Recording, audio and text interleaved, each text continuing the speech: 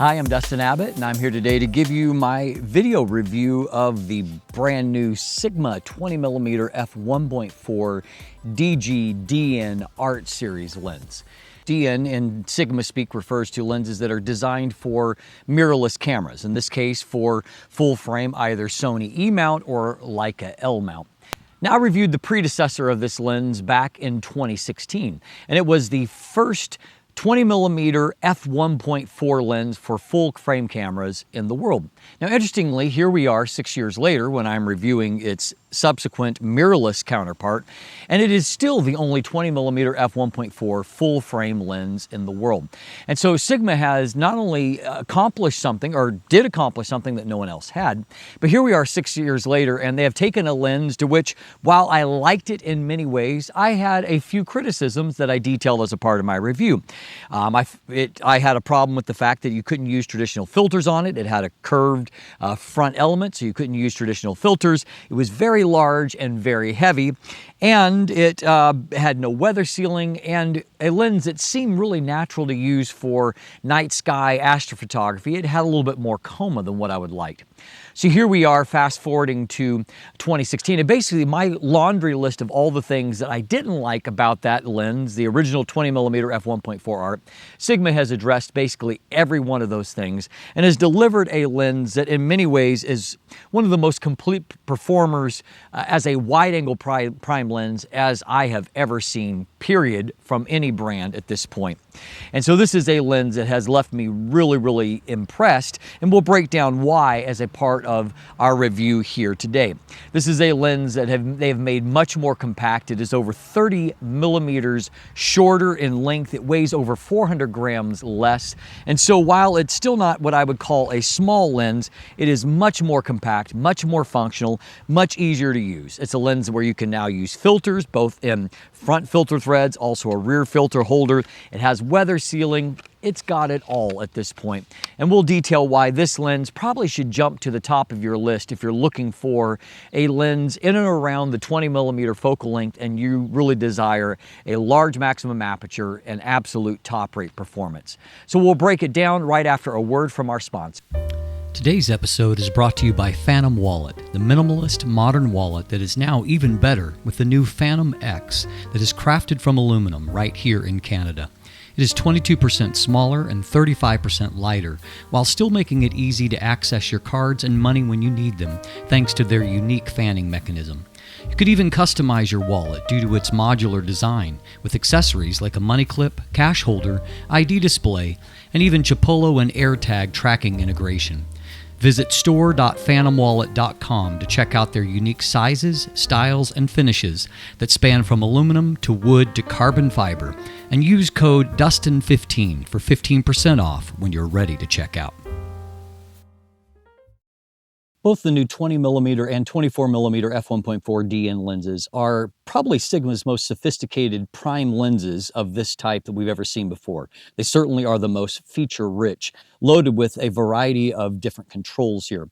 Let's start by taking a look at how you can approach aperture. There is an aperture ring here, and so for those of you that prefer to just not have an aperture ring, you can put it into automatic mode and control it from within camera just like any lens without an aperture ring. In fact, Sigma takes it a step further and has a lock here on the side that you can employ, which means that now the aperture ring won't move at all, and so you don't have to worry about inadvertently changing aperture. You can apply it in the same way if you go into the actual manual aperture ring and you want to make sure you don't go into automatic mode. You can click that lock and it will make sure that it doesn't inadvertently go over into automatic mode, which gives you just the full manual range. Now, you also have an option of having clicks, and so you can control aperture in 1/3 stop to tenths, which has a very nice feel, very well-defined, a nicely executed ring. You can also declick that, and so if you want to do aperture racking, you can smoothly go through all the various aperture values, as you can see in this shot where I'm doing that aperture racking there. You've got an AF/MF switch here, which is always welcome, a focus hold button that can be program to whatever function you so desire. And then an interesting feature here that really is useful, particularly for like astrophotography, you can preset a focus distance, and then you can employ this focus lock. And so, for example, if you're going out and you've already pre-focused to proper infinity focus during the day, you can go out at night and know that you're ready to go. You can instantly start to shoot and have that. And even if you've bumped the focus ring, it's not going to change that focus. And so a very interesting feature there that I've not seen on any other lens previously. You've got a very nice lens hood. As you can see, it is a little bit on the wide side, but the lens hood has rubberized surfaces. It's got textures for releasing it. It's also got just more engineering inside. It's a more durable lens hood than pretty much any that I see on other lenses. They also have a new feature for those of you that, which I think is probably a small crowd, but nonetheless, those of you that might employ a heater in certain conditions to keep condensation from forming. They have designed this to where a heater can hang on this lip without actually intruding inside.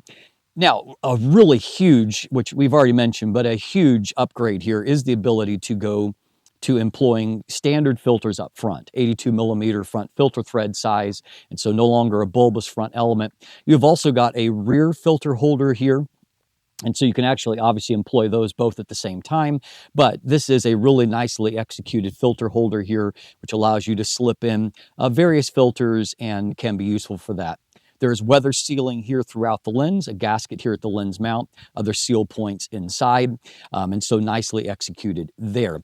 Now, as we've already noted, this is significantly reduced from the size of the original 20mm F1.4 Art, which was a really big lens. This lens is still on the larger side, and as you can see, it is larger than the new 24mm. It's even longer than the 85mm F1.4 DN lens, but it's a much more manageable size here. It is 87.8 millimeters in diameter. It's 3.5 inches. It is 113.2 millimeters in length, or 4.5 inches, and it weighs in at 630 grams, or 22 ounces. And so that is a huge weight savings versus the nearly kilogram weight of the previous lens. And so great improvement there. There are 11 rounded aperture blades inside, and that makes for a unique 22-bladed sunburst, which we'll talk about more in our image quality section. Minimum focus distance here is 23 centimeters, or 9.1 inches. Now, because this is a pretty large lens, it means that at that focus distance, you are nearly on top of your subject, and so you're going to want to take off the lens hood so you don't shade your subject. And also, as we'll see, you do get a little bit of a field curvature because you're so close to the subject at that minimum focus distance. That gives you a ratio of 1 to 6.1 times magnification, or a little better than 0.16 times. And so an extremely feature-rich lens that, I really haven't used a prime lens of this type, including any G Master lens, that is offering more in terms of a feature set there. So as you can see, this is a lens that is delivering basically about all the features you could ask for in a lens like this, and doing it in an attractive, relatively compact package for all that's being delivered here. And so definitely a home run in the build and the handling section. So let's talk about autofocus. Sigma has I would say a tried and true formula at this point when it comes to autofocus on mirrorless. They use their stepping motors, STM motors. But as I've noted many times before, not all STM motors are created equally. When it comes to Sigmas are some of the very best in that we have fast, quiet, and accurate autofocus here. And I really have nothing to complain about that I came across during my review of, even in this pre-release copy that I've spent time with ahead of its general public announcement and release. And so when it comes to focus pulls, as you can see here, focus pulls are snappy. They are utterly quiet, even in a quiet environment. You can hear no focus noise. They go quickly back and forth. You will see there is a bit of focus breathing there if you're paying attention to that. But it's not the worst that I've seen. It's not the best, but it's not the worst that I've seen. Focus transitions, however, are nice and quiet and smooth. Focus accuracy has been very, very good.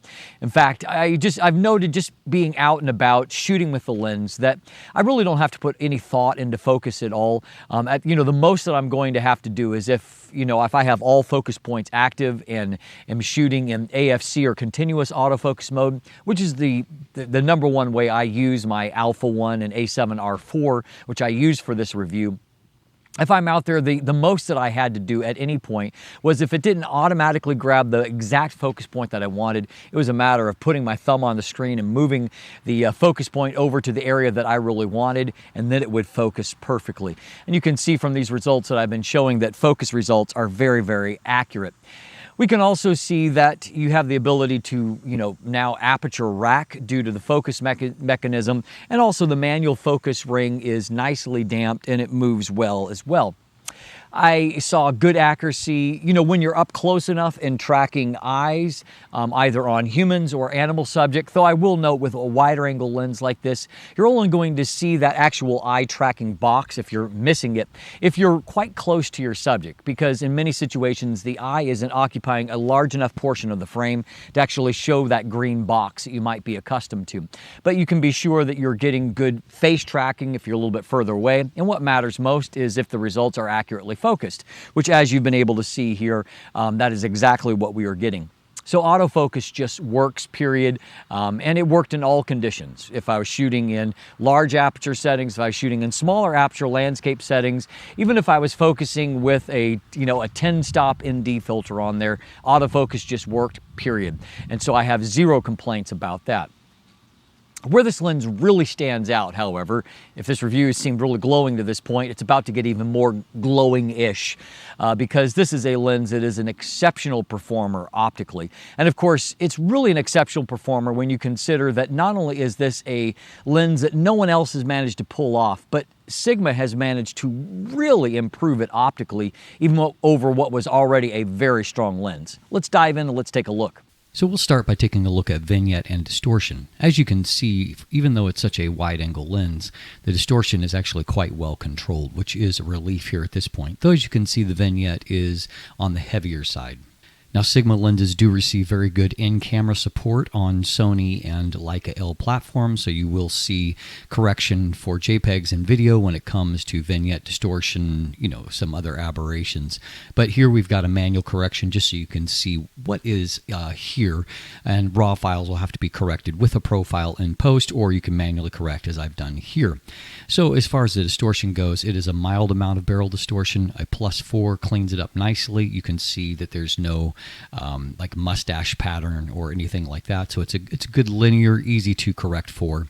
As far as the vignette's on the heavier side, probably around 3 stops, a +72 to correct for it in the corners, and I move the midpoint over. But you can see that even doing a manual correction, it's very possible to get a very nice, clean, corrected result.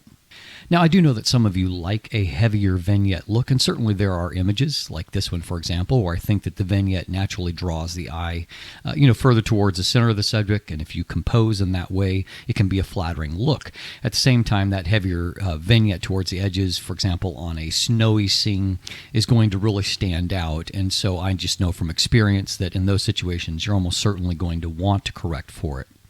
Now, I found that chromatic aberrations were, for the most part, well controlled. They do exist in small quantities. And so when it comes to longitudinal chromatic aberrations that show before and after the plane of focus, you can see a little bit of green fringing in that high contrast, also a little bit of fringing in the outlining of the bokeh circles. You can also see that, this is at a pixel level, and it's really not all that bad. You can also see that even at f1.4, we're getting a very crisp result. The same is basically true of lateral chromatic aberrations, in that I only saw them in the most extreme conditions. These bare branches here, for example. You can see a little bit of fringing around there, but again, nothing significant and nothing really that's going to mar the image. And this is the kind of chromatic aberrations that it's just one click to correct for. And so while it's not a perfect correction of these, I think that it's well controlled for such a wide aperture, wide angle lens, and it won't present any kind of real world problem. Now we can see here that if we take a look at the MTF chart comparing the original 20mm f1.4 art to the new DN version, that there is a pretty vast improvement, particularly as you get out towards the mid-frame and even more so as you move towards the corners. And that bears out in my real-world testing as well. This is a lens that even testing on a high-resolution 50 megapixel sensor at f1.4, magnified here at 200%, it is incredibly sharp in the center of the frame. I mean, that is a pretty much a perfect result in terms of resolution and contrast. Really amazing for such a wide aperture, wide angle lens. Same is true in the mid frame. It looks fabulous.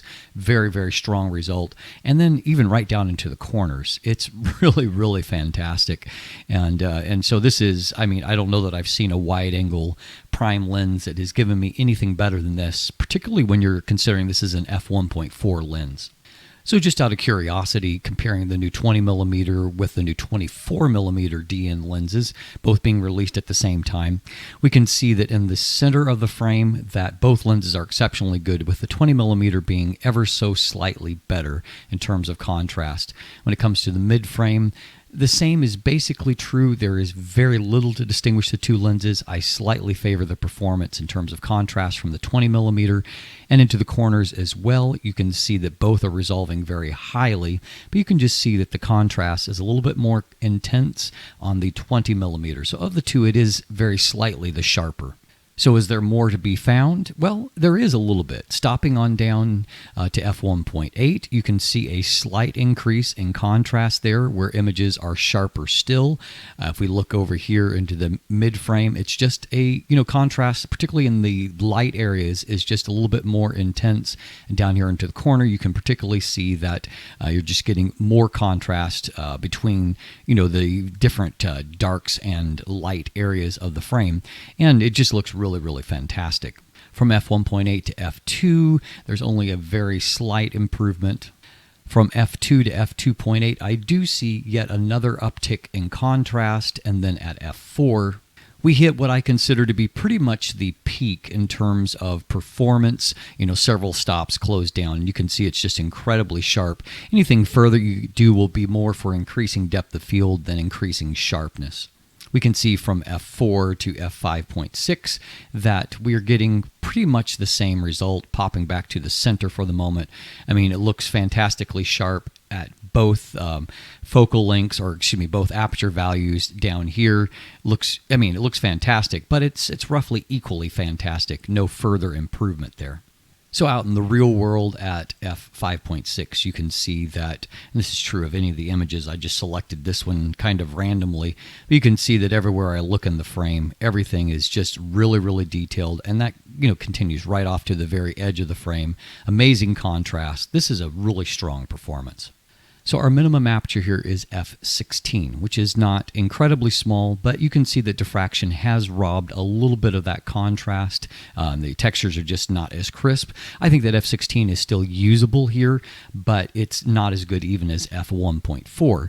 And so again, I typically recommend stopping at about f11 on higher resolution modern bodies if you want to get peak performance. But of course, if your goal is to get as deep of depth of field as possible, I think that f16 is still permissible and useful at this point.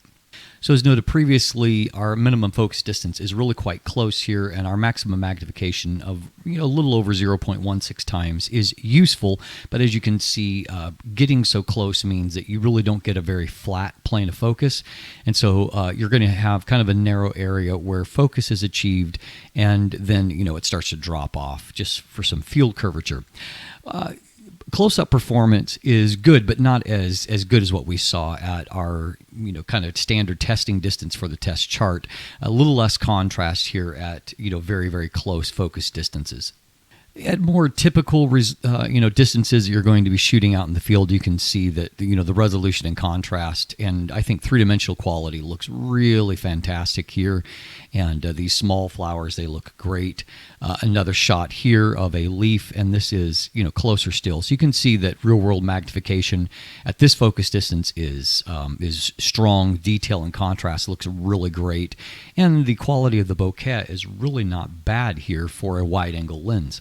Now, in this shot, I just pulled it up mostly because you can see that there is a little bit of the lemon shape towards the edge of the frame when it comes to the bokeh circles, but the quality of the blur is not bad, particularly considering how high resolving and how high contrast this lens is.